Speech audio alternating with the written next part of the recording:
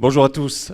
Merci à Jérôme parce que c'est un gros travail d'avoir réuni tout ce beau monde. Nous, on est très contents d'être avec vous. J'étais là au mois de mars. Vous savez que le bloc dont je suis le coprésident réunit les chirurgiens, l'Union des chirurgiens de France. Le secrétaire général Xavier Beauchamp est là. Je vous invite à voir toutes ces vidéos parce que c'est un beau travail. Réunit aussi les anesthésistes libéraux avec son président Jérôme Vert et puis le syndicat des gynéco-obstétriciens français, le Syngof, avec Bertrand de Rochambeau. Le Bloc, vous savez, est un syndicat un peu particulier parce qu'il représente 3 spécialités, mais depuis 2012, nous combattons le changement politique et le changement et la volonté antilibérale de Madame la ministre. Depuis 2012, nous sommes les seuls qui n'avons rien signé, avenant 8, avenant 11, etc. Nous résistons. C'est pas facile.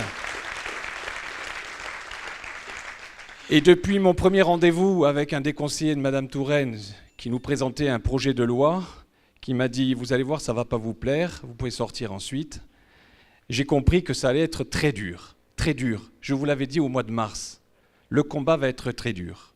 Pourquoi ? Parce que notre coup de semonce, samedi, dimanche, lundi, mardi, est très bon. Et je vous encourage tous à mobiliser tout le monde pour cela. Mais ça ne suffira pas. Ça ne suffira pas. La loi va être votée à au Sénat, puis commission mixte paritaire, puis va revenir à l'Assemblée nationale sur le texte initial.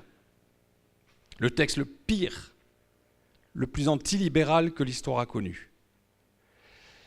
Et c'est à ce moment-là, soit on est capable de tout bloquer, ce qu'on a appelé le blocage sanitaire national. Ça ne sera pas ces 4 jours. Nous n'aurons pas encore le blocage sanitaire national à cette période. Pourquoi ? Parce que des confrères encore ne sont pas prêts, n'ont pas compris. Nous avons encore quelques jours pour les convaincre. Alors bien sûr, il y a une période électorale difficile. Mais le 12 octobre, c'est fini. Le 16 octobre, il y a un dépouillement des suffrages. Mais la loi revient le 16 novembre. Nous aurons 1 mois pour convaincre tout le monde. Et c'est à ce moment-là que nous gagnerons si on est tous unis.